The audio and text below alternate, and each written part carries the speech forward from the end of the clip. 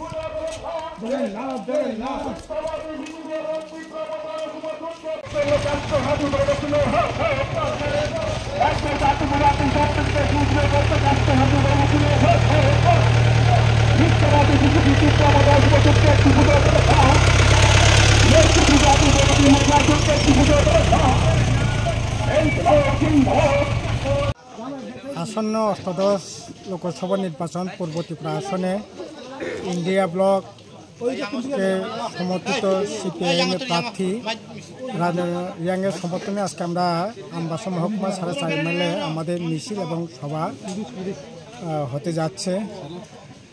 এবার নির্বাচনে আমরা যেটা লক্ষ্য করলাম, গোটা দেশের সাথে আমাদের রাজ্য এটা ঠিক বিরাট সম্ভাবনা, উজ্জ্বল সম্ভাবনা দেখা দিয়েছে আমাদের রাজ্যে। বিশেষ করে প্রথম দিকে খানিকটা একটা দ্বিধাদ্বন্দ্ব ছিল, কিন্তু এখন সমস্ত জড়তা কাটিয়ে মানুষ, বিশেষ করে ইন্ডিয়া জোটে সমস্ত রাজনৈতিক দলের নেতা কর্মী থেকে আরম্ভ করে দৌড়ি সবাই মাঠে নেমেছে সমস্ত জড়তা কাটিয়ে।